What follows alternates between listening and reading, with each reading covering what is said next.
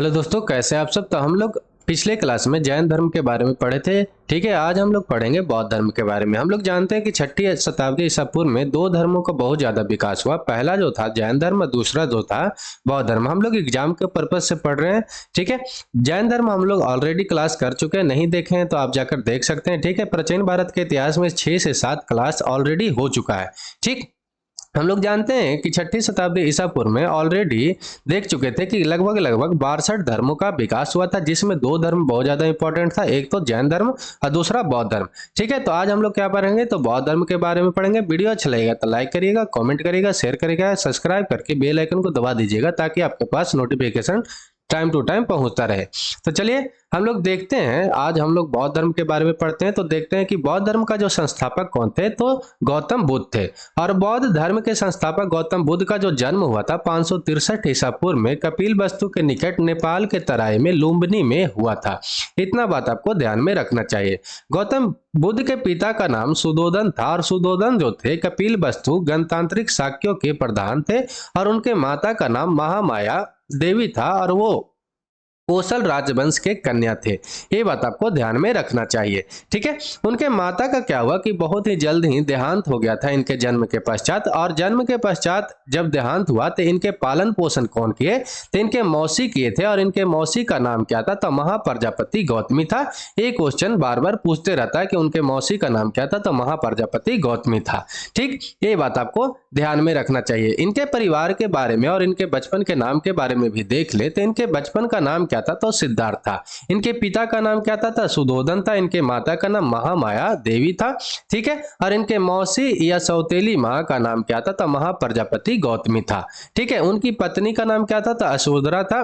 ठीक है, जो 16 वर्ष की आयु में विवाह हुआ था। इनके पुत्र का नाम क्या था, तो राहुल था। ये बात आपको ध्यान में रखना चाहिए। ठीक, आगे हम लोग इसमें देखते हैं। तो अगला जो टॉपिक है इसमें पढ़ना महाविनिष्क्रमण।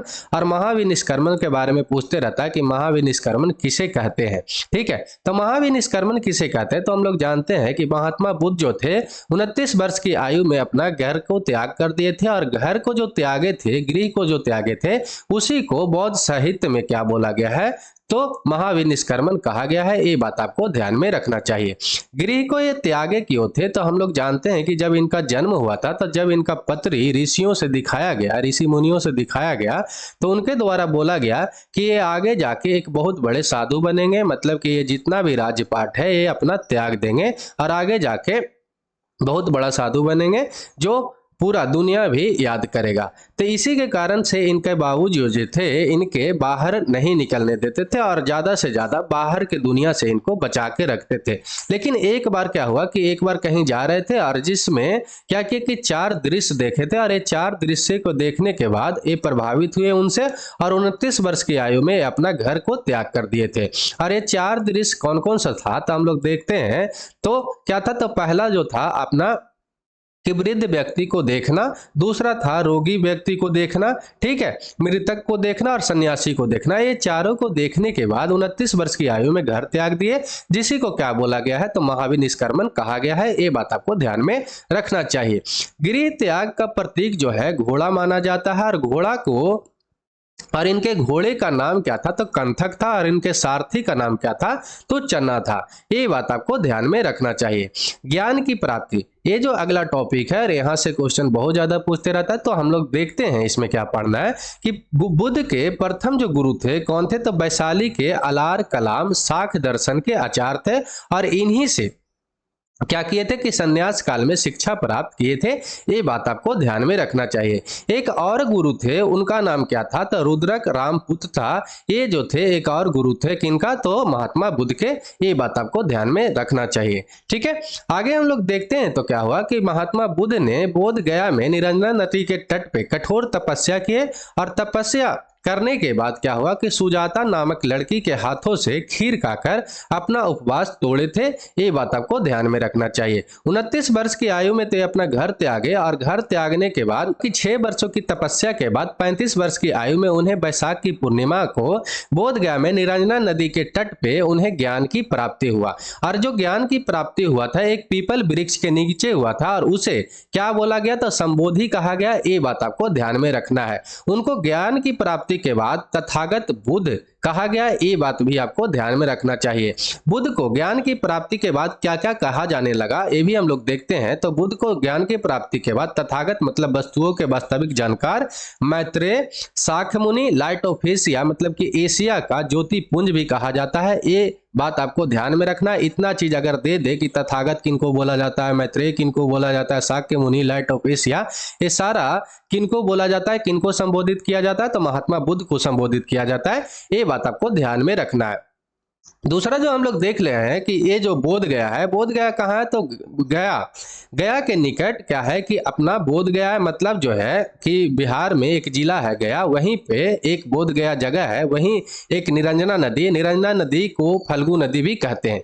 ये भी बात आपको ध्यान में रखना चाहिए। ठीक, आगे हम लोग जो इसमें टॉपिक देखते हैं, अगला जो टॉपिक पढ़ना है धर्म चक्र परिवर्तन पढ़ना है। धर्म चक्र परिवर्तन क्या है, यहाँ से भी क्वेश्चन बनाते रहता है एग्जामिनर। तो धर्म चक्र परिवर्तन क्या है, बुद्ध ने अपने ज्ञान की प्राप्ति के बाद प्रथम प्रवचन दिए थे। और ये प्रथम प्रवचन कहां पे दिए थे, तो ऋषिपतन सारनाथ में दिए थे। सारनाथ कहां पे है, तो यूपी में है।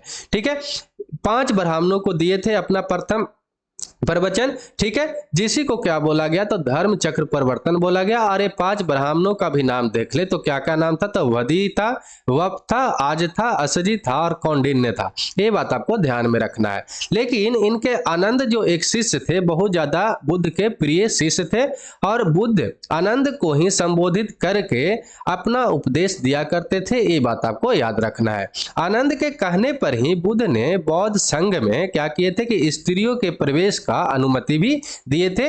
महाप्रजापति गौतमी जो उनके मौसी थे, उनको सर्वप्रथम क्या हुआ था कि बौद्ध संघ में प्रवेश मिला था। ये भी बात आपको याद रखना चाहिए। मतलब स्त्री को सर्वप्रथम किनको प्रवेश मिला था, तो महाप्रजापति गौतमी को।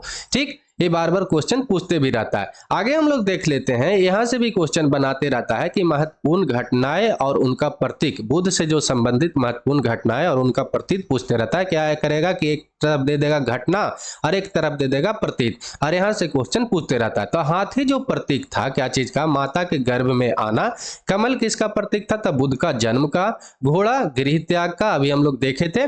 बौद्ध वृक्ष क्या था, तो ज्ञान की प्राप्ति का। यहीं पर मतलब कि बौद्ध वृक्ष के नीचे ही क्या किए थे कि ज्ञान की प्राप्ति किए थे, पीपल वृक्ष के नीचे, जिसको ज्ञान की प्राप्ति का प्रतीक दिया गया है। ये बात आपको ध्यान में रखना है। भूमि स्पर्श इंद्रियों के विजय पर। स्तूप किसको, तो स्तूप है मृत्यु का।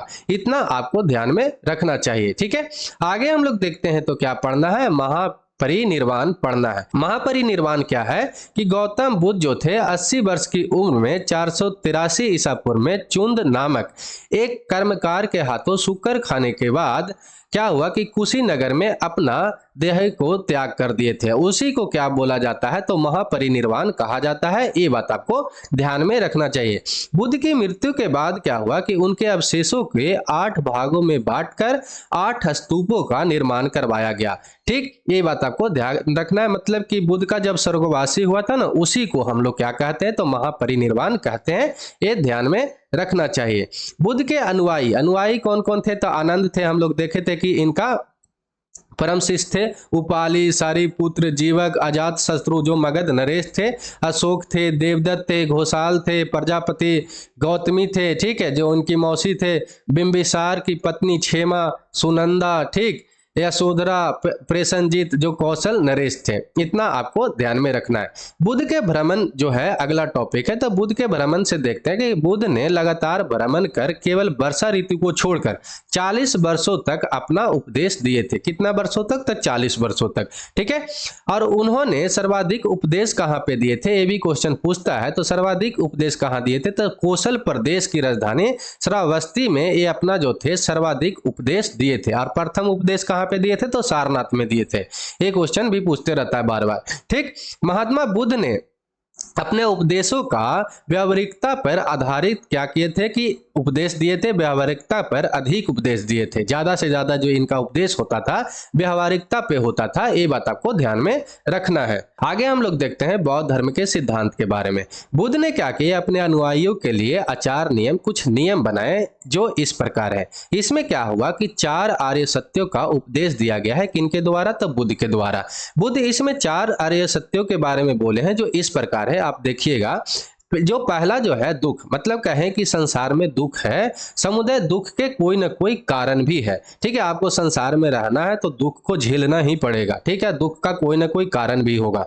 निरोध, दुख का निवारण भी है। और मार्ग निवारण के लिए बुद्ध ने 8 अष्टांगिक मार्गों का भी बारे में बताया। जो 8 अष्टांगिक मार्ग, 8 जो मार्ग है जो इस प्रकार है। पहला जो है सम्यक दृष्टि, 4 आर्य सत्यों में विश्वास करना है। ठीक है, ये नहीं कि ये दुख नहीं होगा, ये नहीं होगा, दुख होगा ही होगा अगर संसार में रहना है तो। ठीक, दूसरा जो है सम्यक संकल्प, मानसिक और नैतिक विकास को प्रतिज्ञा करना है। सम्यक वाक, हानिकारक बातें और झूठ नहीं बोलना है। सम्यक कर्म, हानिकारक कर्म ना करना है। सम्यक जीविका, कोई भी स्पष्ट और अस्पष्ट व्यापार नहीं करना है। सम्यक व्यायाम, अपने जीवन को, अपने आप को सुधारने की कोशिश करना है। सम्यक स्मृति जो है स्पष्ट ज्ञान से देखने की मानसिक योग्यता पाने की कोशिश करना। और सम्यक समाधि, निवारण पाना और स्वयं को गायब होना है। आगे हम लोग देखते हैं तो इसमें कहा है कि निवारण जो है बौद्ध के अनुसार क्या हुआ था कि यदि कोई व्यक्ति इन 8 मार्गों का अनुसरण करे तो अपना लक्ष्य क्या कर लेगा कि प्राप्त कर लेगा। निवारण जो है बौद्ध धर्म में परम लक्ष्य है, जिसका अर्थ क्या होता है कि दीपक को बुझ जाना, अर्थात जीवन और मरण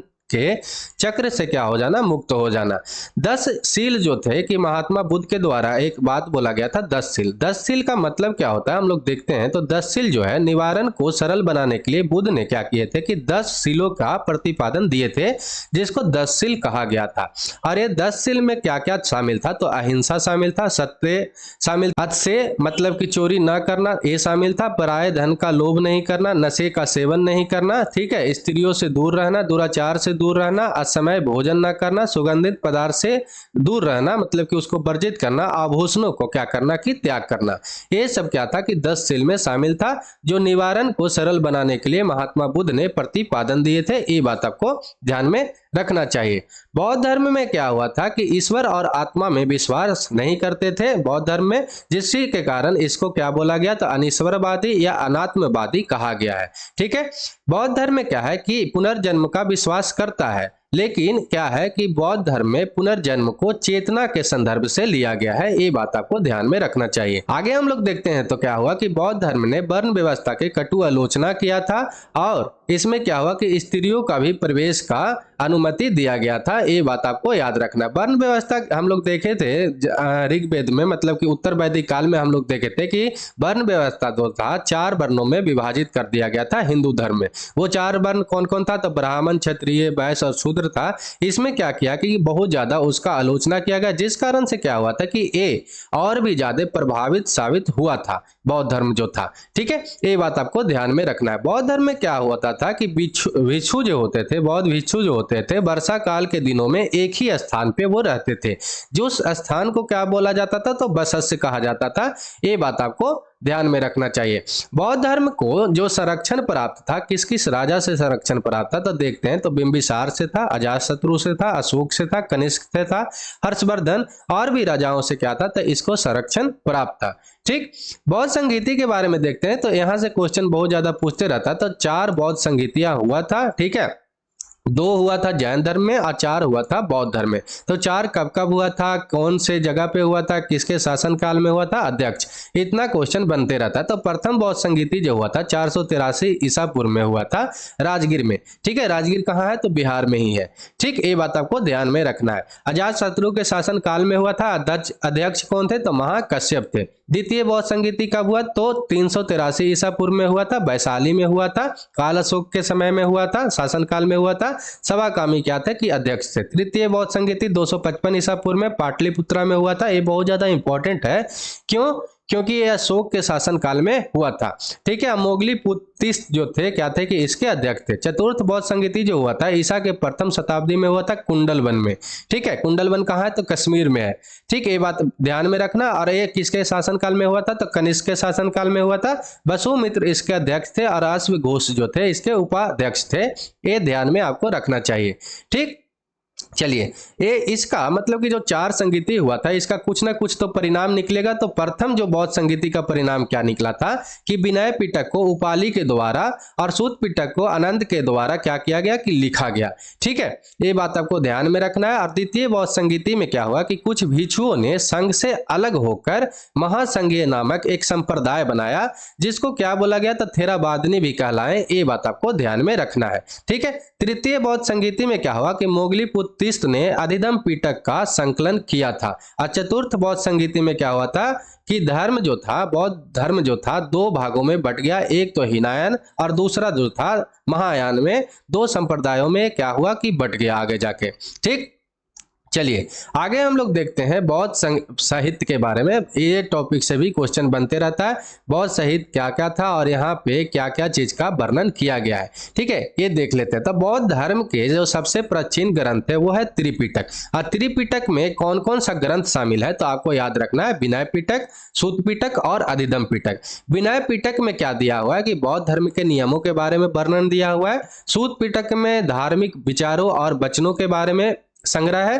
ठीक है, और अधिधम पिटक में क्या है तो आपको याद रखना कि बौद्ध दर्शन के बारे में वर्णन है। यहां से क्या करता है कि आपको दे देगा इस तरफ विनय पिटक, सूत पिटक और अधिधम पिटक, और इधर उसका विचार दे देगा और क्या बोलेगा कि मिलान करने बोल सकता है। ठीक है, यहां से ये आपको याद रखना है तीनों के बारे में। और दूसरा बात क्या याद रखना है कि त्रिपिटक में कौन कौन सा ग्रंथ शामिल है तो विनय पिटक, सूत पिटक और अधिधम पिटक। चलिए आगे हम लोग देखते हैं तो क्या है कि 16 महाजन पदों का वर्णन जो है अंगुत्तर निकाय में है। और आगे हम लोग देखे थे पिछले क्लास में जैन धर्म का जो भगवती सूत्र है, जो ग्रंथ है, उसमें भी क्या है कि 16 महाजन पदों का वर्णन है। मतलब कि 16 महाजन पदों का जो वर्णन है एक तो भगवती सूत्र में है और एक जो है बौद्ध धर्म का अंगुत्तर निकाय उसमें भी है। ठीक है, इतना आपको याद रखना है। अगला हम लोग देखते हैं तो इसमें क्या है कि मिलिंद पानो के में क्या है कि मिलिंद पानो जो एक बुक है उसमें क्या है कि बौद्ध भिक्षुक नागसेन एवं यूनानी राजा मिनांडर के दार्शनिक वार्तालाप इसमें दिया हुआ है। ये आपको याद रखना है। ठीक, जातक जो है बहुत ज्यादा पवित्र ग्रंथ है किसका तो बौद्ध धर्म का। उसमें क्या है कि बुद्ध के पूर्व जन्म के कथाओं के बारे में वर्णन दिया हुआ है। ठीक है, आगे हम लोग देखते हैं तो क्या है अगला जो टॉपिक पढ़ना है त्रिरत्न। बौद्ध धर्म के 3 त्रिरत्न थे। तो 3 कौन कौन सा है, त्रिरत्न कौन कौन सा है तो आपको देखना है। पहला तो है बुद्ध है, धम्म है और संघ है। ठीक ना, बुद्ध ने किस मार्ग को अपनाया था तो मध्यम मार्ग को क्या किए थे कि प्रतिपादन किए थे। इसमें ना तो ज्यादा कठिन था और ना ही इसका प्रतिपादन करना ज्यादा सरल था। ठीक, हम लोग देखे थे कि जैन धर्म में बहुत ज्यादा कठिन से अपनाया जाता था, उसमें कृषि तक भी वर्जित कर दिया गया था क्योंकि उससे अहिंसा होता है। ठीक है, तो उतना कठिन ये नहीं था। इसमें कुछ कुछ क्या किया गया था कि उसको लिबरल कर दिया गया था, सरल बना दिया गया था। ठीक है, मतलब कि बुद्ध ने मध्यम मार्ग को प्रतिपादन किया था। बुद्ध ने अपने उपदेशों को किस भाषा में प्रचार किया था तो पाली भाषा में किया था। हम लोग देखे थे कि जैन धर्म में क्या था कि प्राकृत भाषा में किए थे। ठीक, बौद्ध धर्म जो है ईश्वर और आत्मा में विश्वास नहीं करते हैं। ठीक है, ये बात आपको ध्यान में रखना। और बौद्ध धर्म के अनुसार मोक्ष जो है इसी जीवन में संभव है और इसे प्राप्त करने के लिए, मोक्ष को प्राप्त करने के लिए मृत्यु आवश्यक नहीं है। बौद्ध धर्म में ऐसा माना जाता है। ठीक है, बौद्ध धर्म के विशिष्ट कुछ तथ्य देख लेते हैं। यहाँ से क्वेश्चन हमेशा पूछते रहता है। ये अपना लास्ट टॉपिक भी है बौद्ध धर्म का। तो यहाँ से हम लोग देखते हैं तो क्या है कि महायान शाखा के अंतर्गत क्या हुआ था कि बुद्ध की पहली मूर्ति बनाई गई और बुद्ध को क्या किया गया कि ईश्वर की तरह पूजने की परंपरा यहाँ से शुरू हो गया। किस शाखा ने ऐसा किया तो महायान शाखा ने किया था।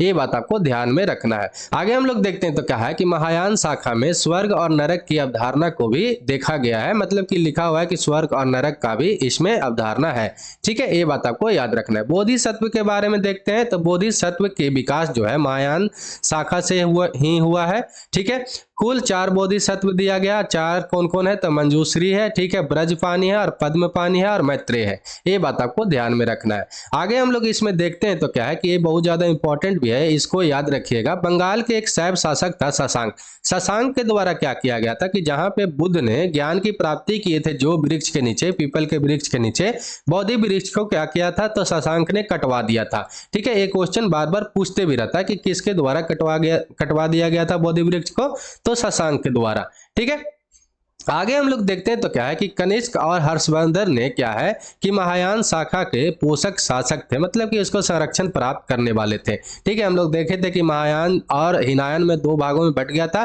तो कनिष्क और हर्षवर्धन जो थे संरक्षण किसको दिए थे, तो महायान शाखा को दिए थे। महायान शाखा के अंतर्गत क्या हुआ था कि माध्यमिक मतलब कि शून्यवाद और विज्ञानवाद क्या हुआ था कि इसमें शामिल किया गया था। और लास्ट में जो क्या था कि वैभाषिक और सौंतांत्रिक हिनायन के दो भाग हैं, ये भी बात आपको ध्यान में रखना चाहिए। तो चलिए आज के लिए इतना ही, आगे का हम लोग क्या करेंगे कि नेक्स्ट क्लास में कर लेंगे। ठीक है, जितना भी बाकी है अभी प्राचीन भारत के इतिहास में वो हम लोग क्या करेंगे कि नेक्स्ट क्लास में पूरा कर लेंगे, जल्दी से जल्दी खत्म कर लेंगे। जितना भी 2-3 क्लास होगा उसमें सारा क्लास आपका खत्म हो जाएगा। ठीक, तो चलिए आज के लिए इतना ही। वीडियो अच्छा लगा हो तो लाइक शेयर सब्सक्राइब करके बेल आइकन को दबा दीजिएगा। तो जय हिंद, जय भारत।